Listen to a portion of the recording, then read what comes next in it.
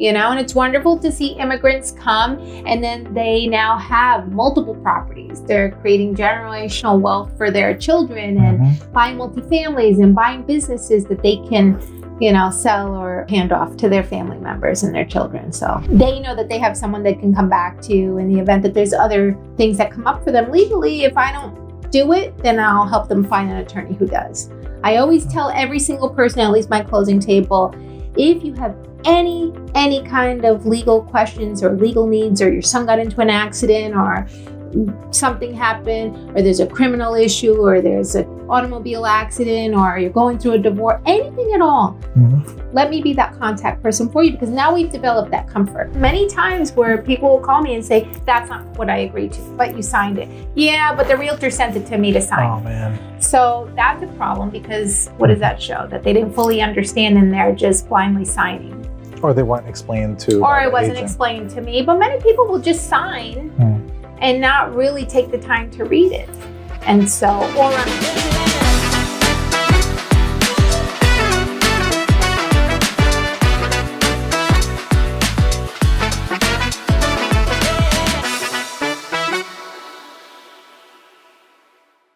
Welcome, everybody. I am Kamil Sarji, your host of Just 2 Minutes. And today I have Stella. Stella, you want to tell us about yourself? Yes, I'm Stella Guerra. Thank you for having me. I'm an attorney and I'm licensed in Rhode Island, Massachusetts, and New York. And I reside in Rhode Island, so I focus most of my business here. And I've been an attorney now for 26 years. Hopefully I'm not dating myself. I absolutely love what I do. I have to say, it is all about people. And I think that's the part that I love the most. So I focus my practice on residential and commercial real estate. So I do other areas of practice, family law, probate work, wills and trusts and things like that. But the majority has always been real estate. So, nice. And I do have the advantage of doing what I do in Spanish, because I'm fluent in Spanish, so I do cater to the Hispanic community, which is a beautiful thing. And that's what makes you special, because there's not many.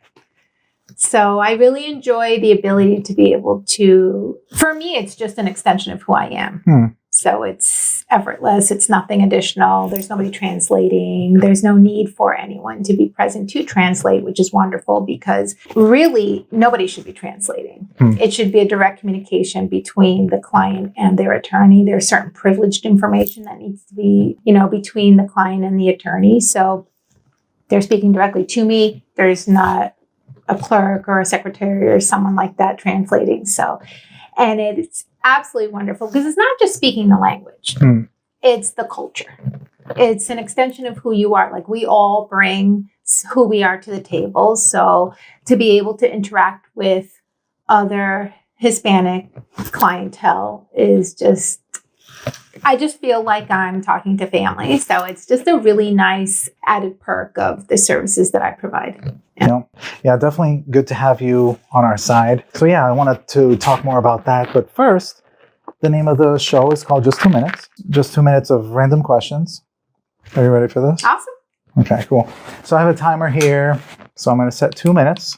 And then I'm going to ask you questions, just random questions, and go. What do they mean when they say a crow's crow?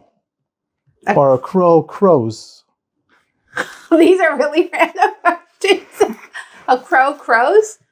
Is that like, I don't know. What do they mean? Oh, no, I don't know. Oh, you don't know? Like, I don't know the answer. Is there one specific answer that you're looking for?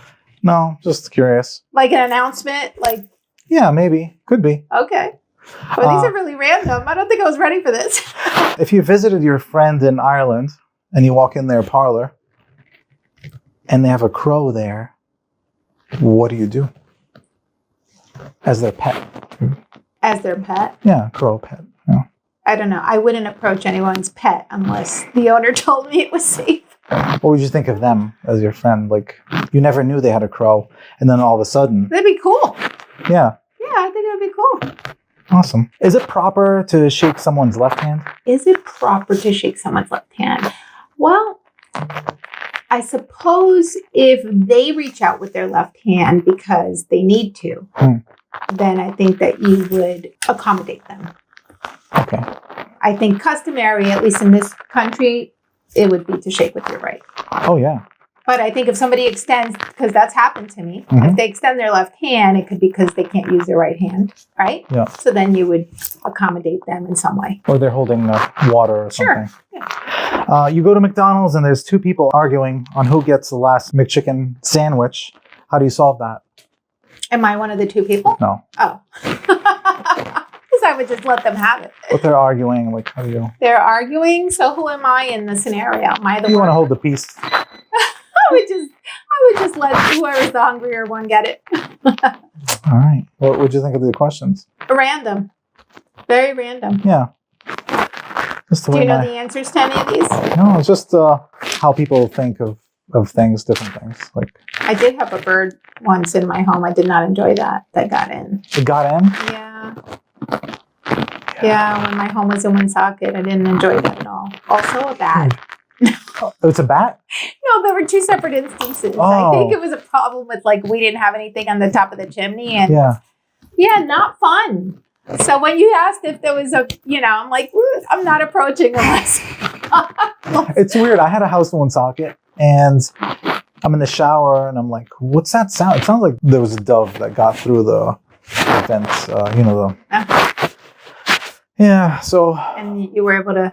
So I'm like, oh my gosh, yeah, I don't want any death of anything in my house. Thank you for coming to the show. Having me. It's wonderful. I love being a part of anything that we can connect with the public, and thanks for having me on your podcast. Absolutely. So yeah, I wanted to talk about more of the Spanish-speaking community because first thing, like for a real estate agent to be able to speak Spanish gives them a leg up because there's a market for that that's not many people are able to help. So, but having you on our team to be able to help them with the closing, that's great. So what would you say, like, what's the culture like? Because I asked you a question about the left hand, because some cultures, especially Arab culture, it's very bad to shake someone's left hand. I'll tell you why after. It's very gross. Okay. Maybe I give too much. But what's the culture like in the Spanish-speaking community?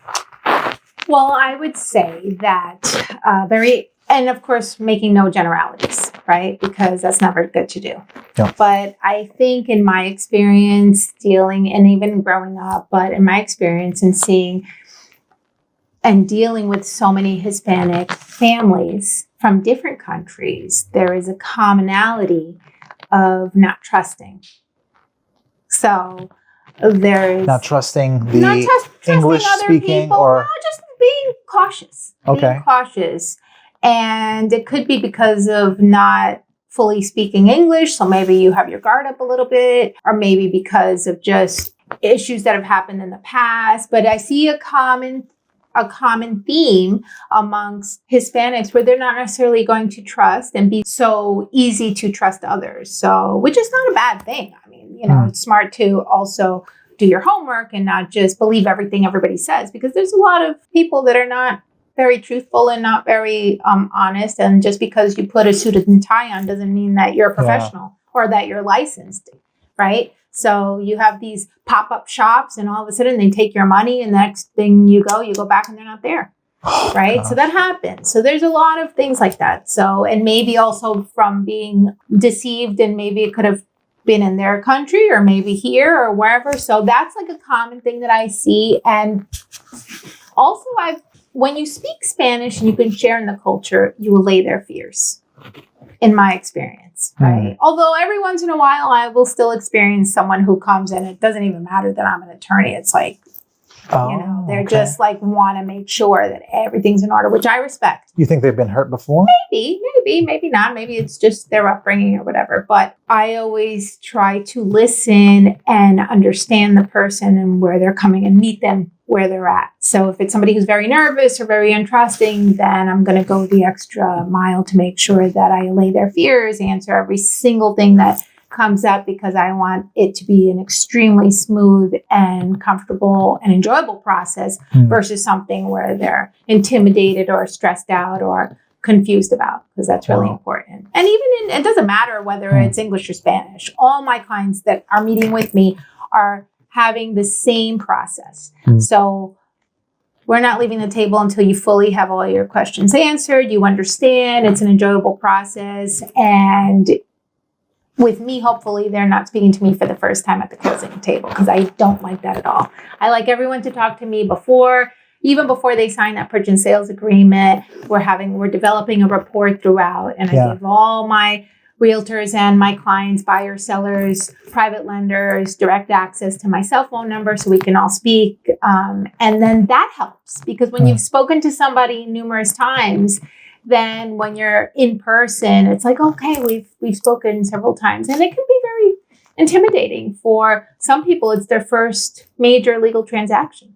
Yeah, that's really unique, because I've done a lot of closings. I don't think the client really gets to meet the attorney in person until they're signing the paper. I do also welcome people to come and sit with me and allow me to explain the contract to them fully. I know with technology and realtors, it's very easy most people will just electronically have them signed. Always offer the buyers and sellers to come into my office so that we can actually go through every paragraph, especially if their English is a second language, and say, okay, if you have questions and they have a right to consult with an attorney before they sign, right? And if, as a realtor, I would tell anyone who's going to work with me, I would tell their clients, hey, Attorney Stella Guerra says that if you would like to go and consult with her before signing, or you want to call her and go over it, by all means do.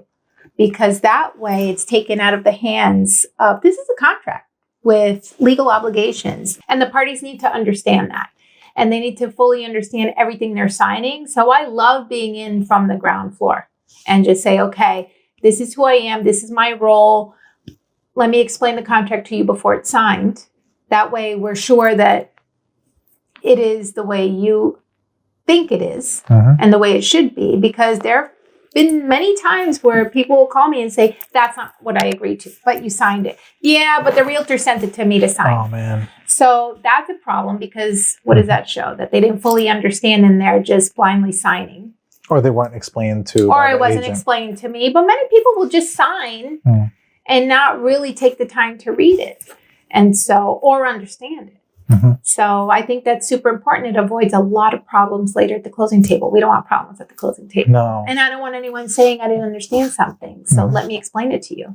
Yeah. I don't care what language. And if I speak it and I can help you understand it, let me have that responsibility versus, the realtor. Because, in Rhode Island, it's very interesting where in this state, the contract's put in the hands of the realtor. Where in Massachusetts and New York and Connecticut, those are attorney states, right? Yeah. So where we draft the contract and we are making sure everything is with correct. Our client. Yeah. The realtors aren't sitting down explaining legal terms and legal jargon, and that can get a little dangerous, because you might be answering a question. Then what happens when they're asking you something in response to your explanation? If you're the realtor and you're explaining something to them and they don't fully understand, and then you are answering another question, are you giving legal advice now? Or are you sure you explained it correctly or answered it correctly? Yeah. Is that going to now, have the domino effect of other questions? Get the attorney on the phone. Get them in front of an attorney to sign. It's too easy to send things electronically and bang, bang, bang. Okay, contract signed in 5 minutes. Okay. But,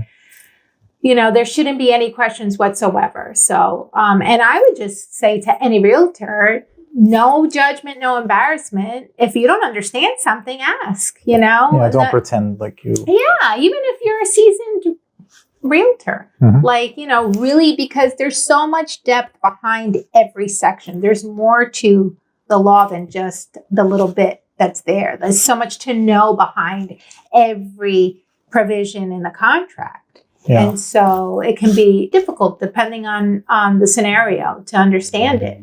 And so I try to go through all of that with the client and set the expectations correctly. This is what my role is. This is what I'm responsible for. If it's your first time home buyer, this is what you should expect. Yeah. And that way we set the expectations correctly so they're not disappointed and stressed out when, they took a day off needlessly from work because they thought that was going to be the exact day we were closing and it didn't turn out to be, as you know, that's not a set in stone date. But believe it or not, that's one of the biggest complaints. Well, I was told it was going to be that date. Well, who told you it was going to be that date? Right? Because they didn't understand that date can fluctuate. Yeah. The closing date is not, but they went ahead and hired their moving truck company. and they took the day off and now they have a problematic, job where it's not that easy to just switch and it becomes stressful for them. I don't want that for them. So if you set the expectations up front correctly and you tell them what to expect, then they already know, oh, okay, I'm going to get a call from the attorney who will confirm to me that the closing will be on this day. And not just what's on the contract. And here's why it's not necessarily what's in the contract. So I explain all of that to them. It helps them. It helps them understand and say, okay, wow, okay, this is my first time. I don't know what to pay. So, what are the challenges that they have as far as when you're working with a client, buying or selling a home? What are the challenges that they run into? Most common challenge? From a buyer or seller? We talk about both, I guess. Okay, so common challenges, I think, for a seller would be, and this is just across the board, being too emotional about their property and believing that their property is worth more than... That's a common challenge. Yeah. Where you have a seller who thinks that the property is going to sell for X when really it's not going to sell for that. And, again, to be able to have them understand that, of course, you're tied emotionally to this property, so that's priceless, right? If you grew up in a property or it was your grandparents and then you have memories to it, that's priceless. But that doesn't equal what the market... The amount that you want for it. Exactly. That's something that I often see, and sometimes sellers don't want to come down or they don't because of that, which is hard to tell somebody, yes, you need to detach your emotions from what the market can bear on this. The worst is a home inspection when... we make sure the seller to not be there because here comes a home inspector with the buyer and they're beating up the place. Oh, look at this. And it's if the seller was there, this is their emotion. This is the home. Right. This is my heart. You're making fun of my... Or picking it up. Yeah. The other common thing that I see, and this just happened on a deal that I had last week, where the seller doesn't have the funds to fix up the property and they have a buyer who's going FHA. Oh. This is very common. So if the seller doesn't have money to fix the property, but there's an FHA appraisal and inspection going on, as you know, if there's chipping paint, it's not going to pass. Mm-hmm. So what do? There are some buyers who want, and now on the buyer side, they want to take the risk of going in and fixing somebody else's property. Yeah. And that can get dicey, right? Mm-hmm. Because think about it. Are you going to actually fix up somebody else's property because you want it? Mm. But there's no guarantees that you're going to get your money back or that it's going to close or get the house. You just fix someone else's problem for free. That's a cool thing. That happens more often than you would think. And sometimes the buyer or the buyer's agent will say, you know what, sometimes the realtors will step in and say, you know what, I'm going to help. Mm-hmm. Because we're going to try to get to work this as a team. But I had a deal fall apart recently because the seller said, I don't have the money to fix it. And this is a problem because, there were too many issues that needed to be fixed for FHA clearance. That's a common problem. A lot of money to fix it? He didn't have any money because he's maintaining another property as well. Wow. So, okay. So that comes up. What about you? What's the most common challenge that you run into as a closing attorney? One of the most challenging things is when I'm on the buyer side, and there is a title exam that we've done. We have a title commitment that shows various items on title. So a challenging thing is because now we are forwarding that title commitment to the seller's attorney.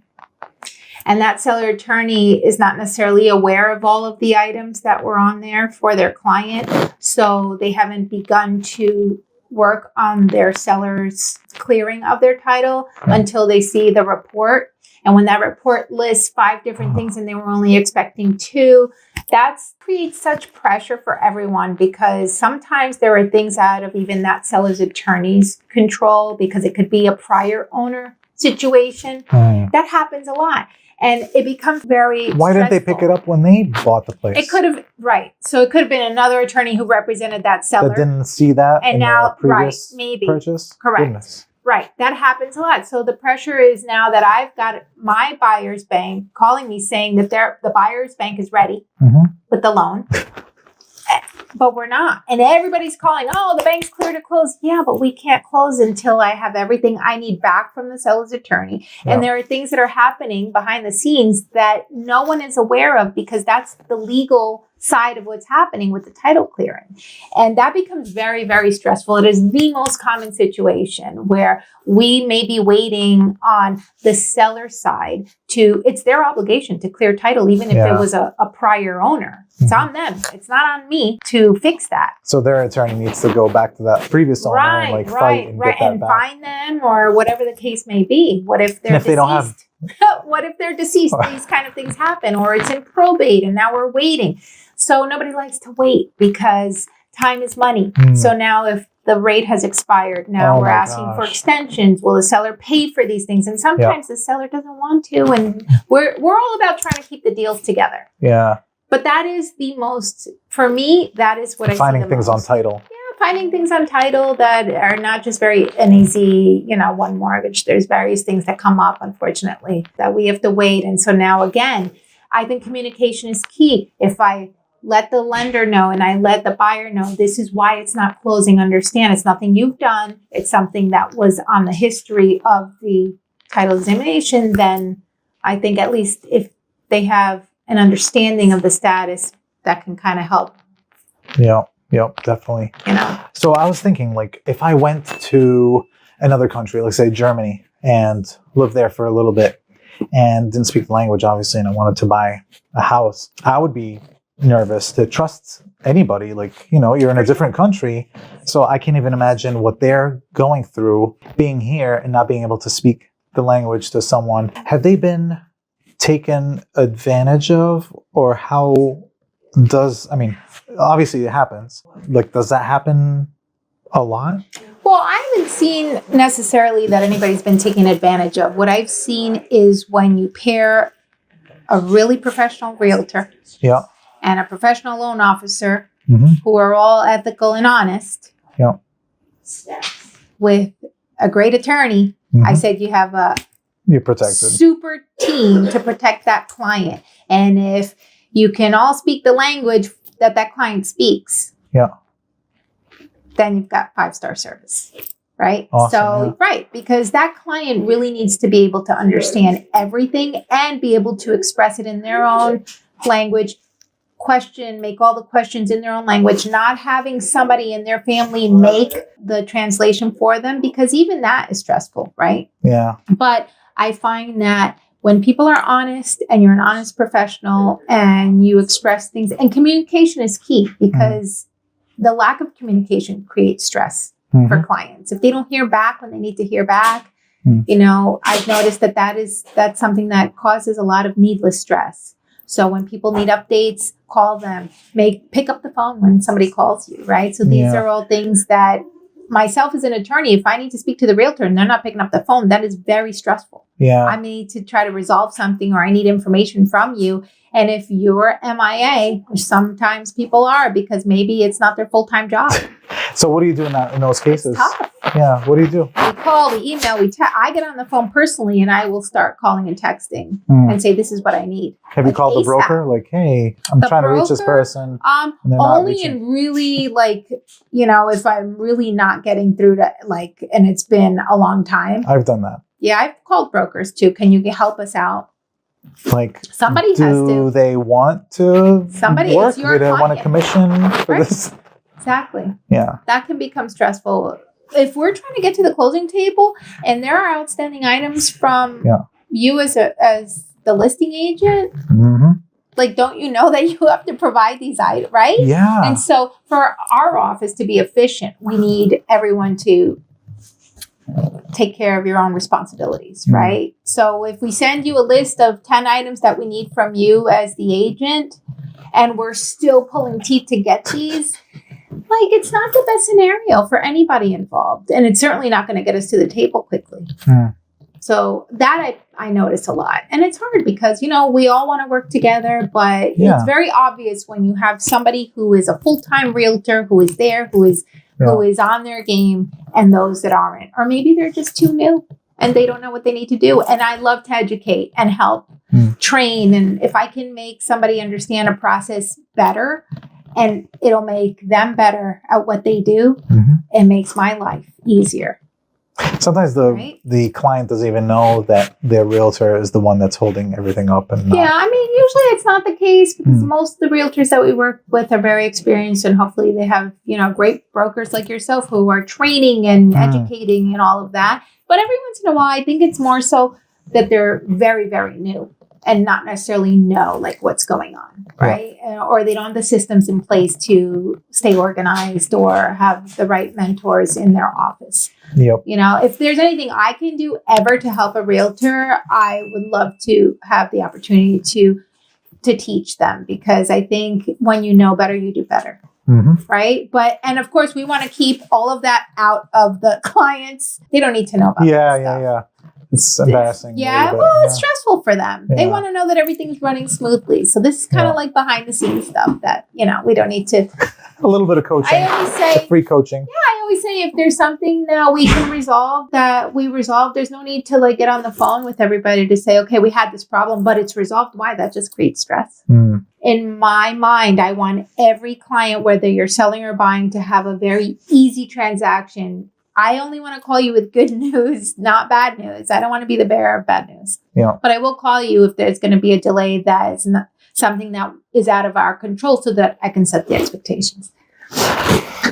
So have you been in situations where your client was taken advantage of? I've been in situations, and I won't lie to you, I've been in situations in years past where there's certain loan officers were not truthful with the buyer. Yikes.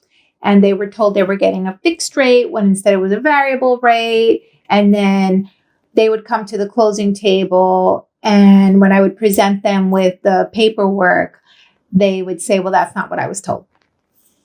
Wow. Now we have a problem, because I'm certainly not going to force anyone to sign anything. Right. Yeah. You know, when I am a notary and I am the closing attorney, and I ask every single person, are you signing voluntarily under your own free act and will? And nobody can force you. Okay. Because otherwise we're not closing. For me, I would never, it's not worth it, right? Because that person has to voluntarily do that.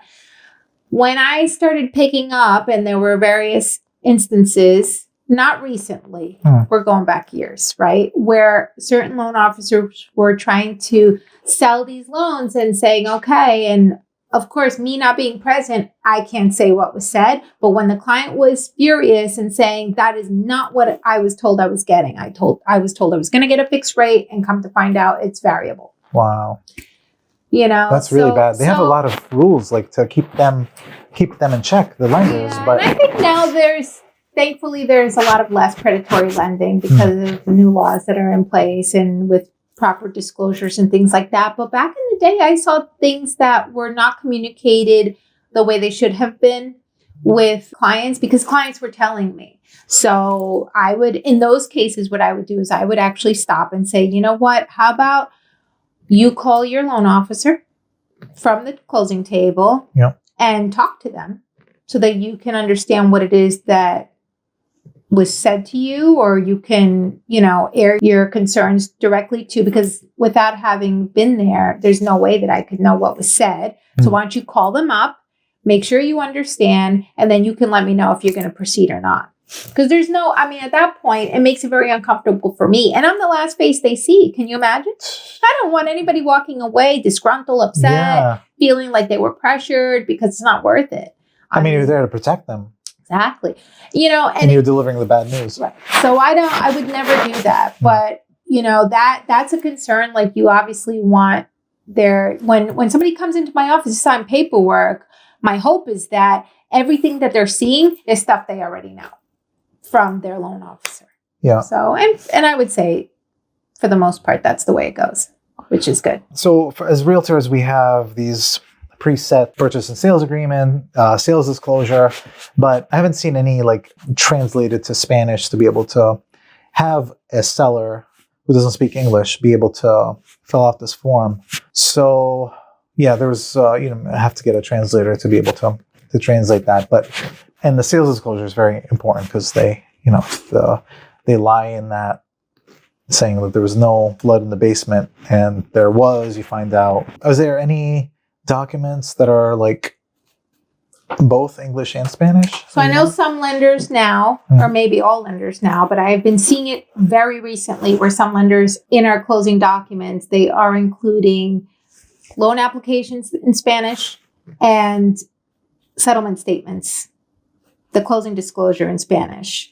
I have not seen a purchase and sales agreement come across in Spanish.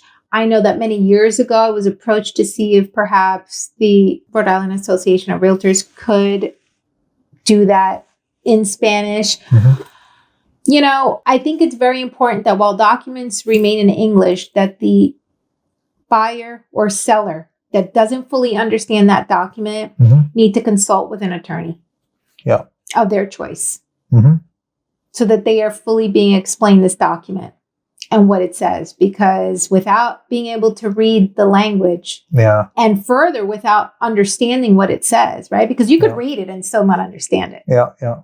You could speak English and not understand what it says. So I think the key is that you as a buyer or seller should not sign anything unless you fully understand it. And if it's a legal document, you should be consulting an attorney to sign it, to understand it. If you're comfortable, go for it.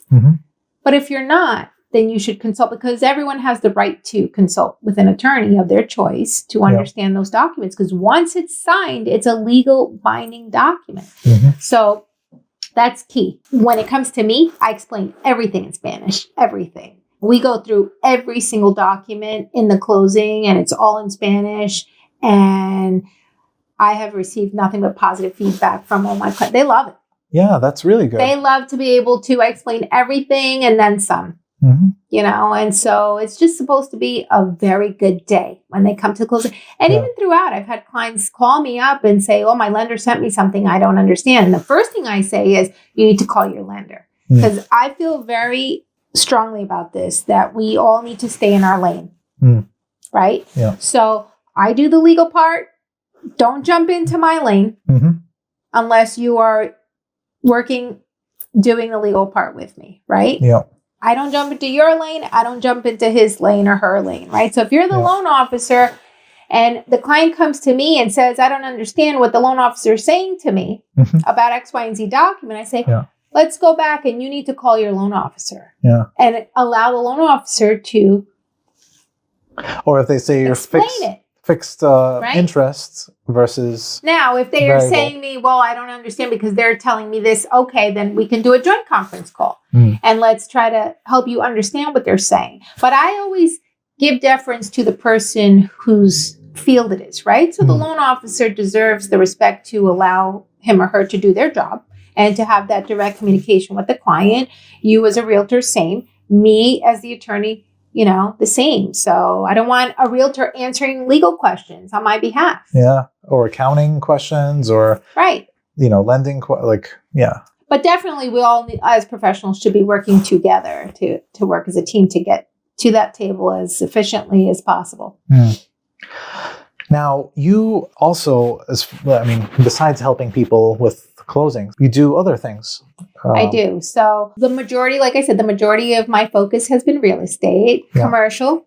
So I also do a lot of commercial work, which I love. Totally different animal, but it's wonderful because what I'm seeing is we talked about the Hispanic community. So fortunately for a lot of people in the Hispanic community now, they are taking their small, maybe it was a side gig, and now they're up on the next level and they are purchasing real estate for their business. They're getting business loans. They're getting SBA loans. They're going and now leveling up to the next step. Or maybe they need to rent space And I'm representing clients when they're buying assets or they're buying a restaurant or a church or whatever the business is, right? Or maybe there's real estate and a business involved, right? Or in the buying and selling of that. So there's a lot of things to look for in. And to do that, you have to have a good understanding of the corporate world and corporate documents. And, you could have an individual that's buying, it's the first time they're buying a business.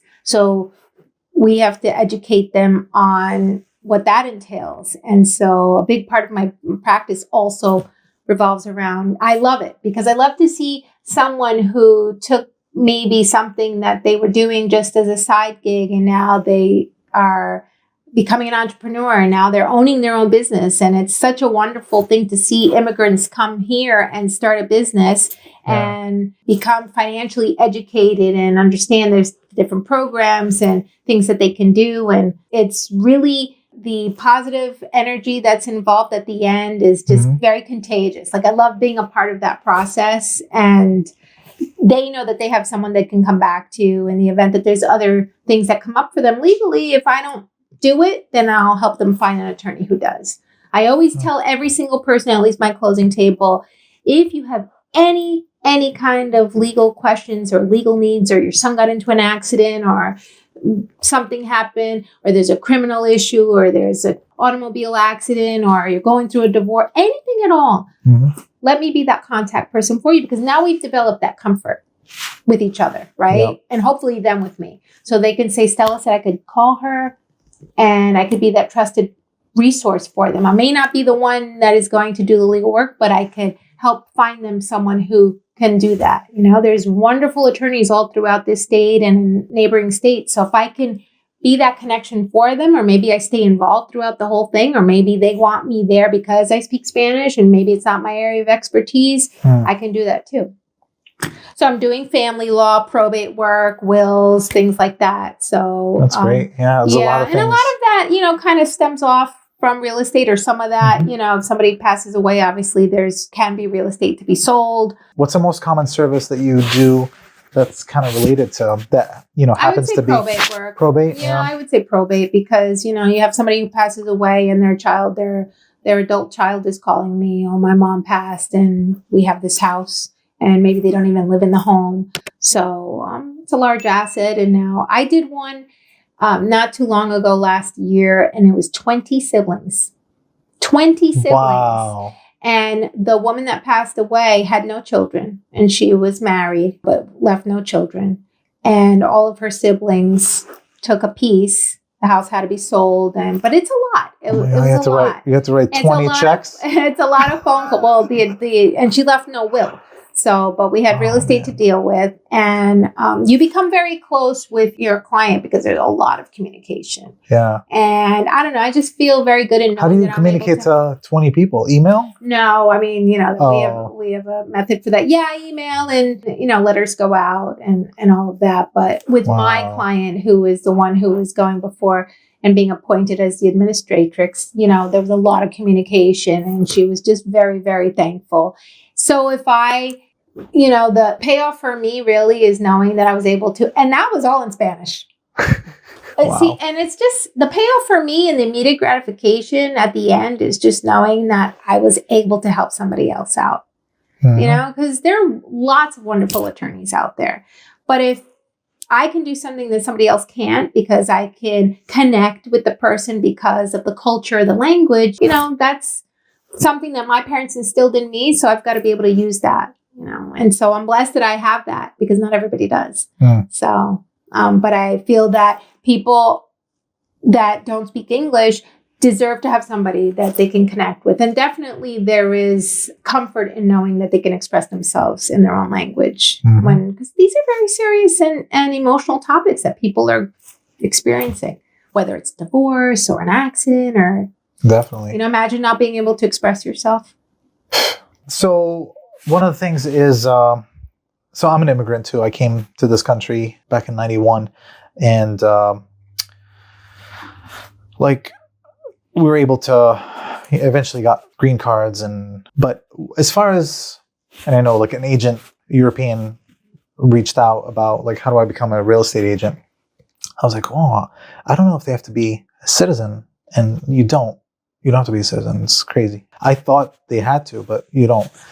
Same thing with owning property. You don't have to be a citizen. You can. I had a client from Italy that came and she wanted to buy property and she bought it cash.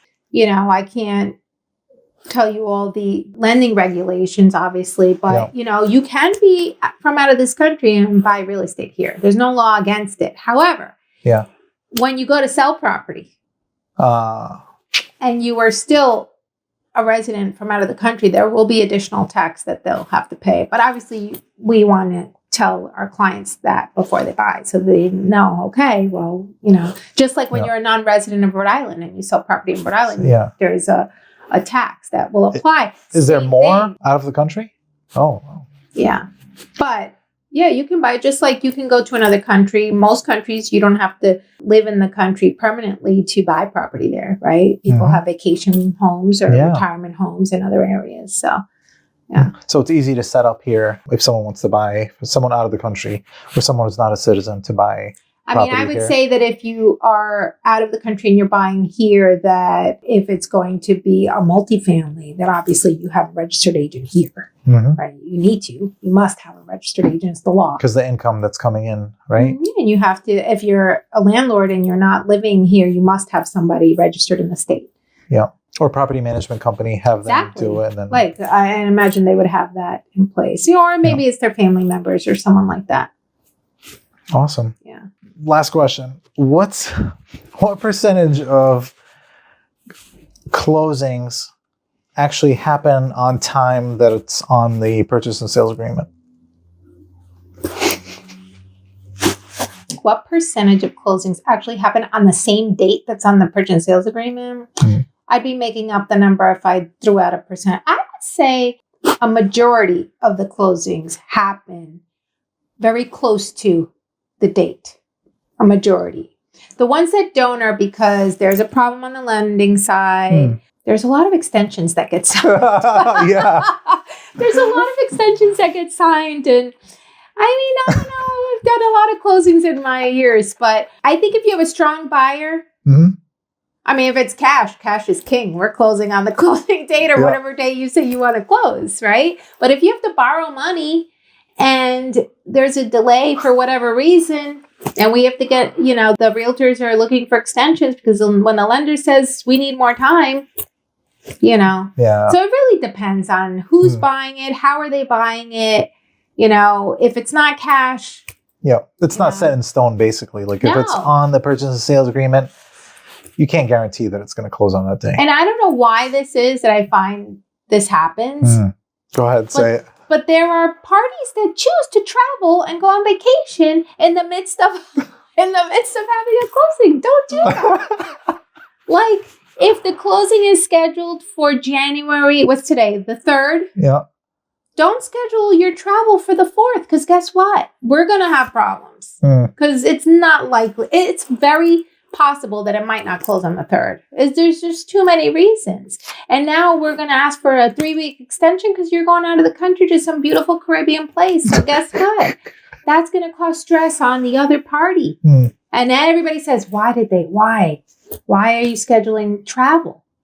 I thought you were going to say, I didn't know you were going to say that. I thought you were going to say they decide to pack the house up 3 days before, live in a truck. They do that too. Ready to... And then it's not closing today? Right. And so that's why, going back to what I said, set the expectations. So who's the first person to talk to this client? The realtor. The realtor. So the realtor should really be setting the expectations. When you're talking and you're going over that purchase and sales agreement and you're talking about the closing date, there's your opportunity to say, by the way, don't pack up the house. Don't get the rental truck. Like everything specific. Like let's kind of like see where we're at a week out, because you will have a very frustrated buyer. And the first thing they say to me, well, my realtor didn't tell me it wasn't going to close on that day. I'm sorry. The guy wasn't there when, on day one. Set the expectation correctly to say that may not be the date it closes, but here's why. right? It's not because if everybody's ready and all the stars align and the seller has clear title and your lender is ready and there's no delays on your part, Mr. Buyer, for delaying any paperwork, or your employer hasn't delayed in verifying you work there or anything, right? If everything lines up, then yeah, we'll close on that day. Make sure it's not a weekend or a holiday though.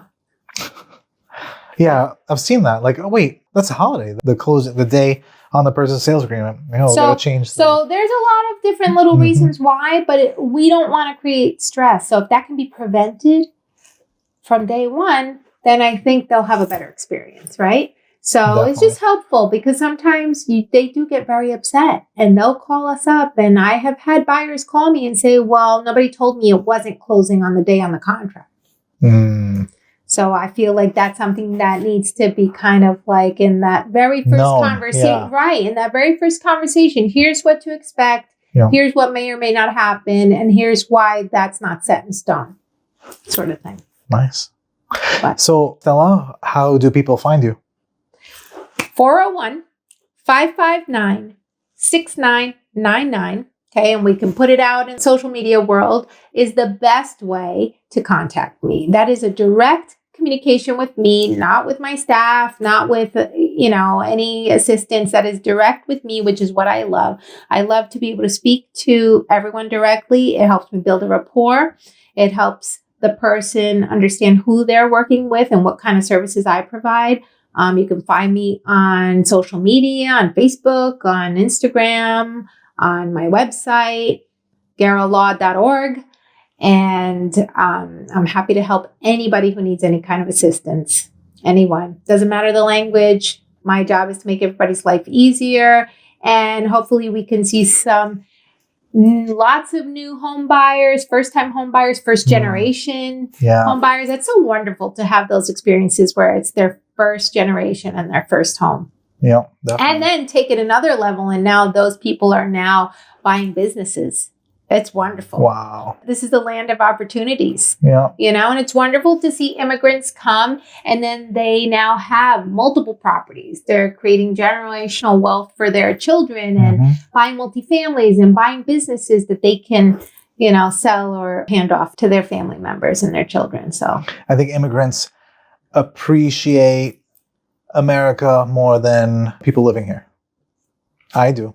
Definitely. I mean, there's certainly so many opportunities to definitely. Yeah. We're so lucky here. Everybody's so lucky. And I will say one thing about there are many immigrants that come and they're such hard workers and taking advantage of jobs that maybe other people will let pass. But those are the things that catapult them to the next, and it's nice to see people that were struggling at one point and now that they're able to secure their home. That's such a great feeling for them and for me to be involved in that process. So I appreciate anyone who gives me that opportunity to work with them and, but yeah, so nice. I'm excited for 25. I hope we're going to have a great year. I think so. Definitely. Awesome. Yeah. Thanks for stopping by. Thank you for having me. My agent's got a squad, we all in the zone. In-house help, so they ain't doing it alone. They focus on clients, negotiating win, while the back end's hand 'em, man, that's how we spin. I hand 'em business, watch 'em all climb.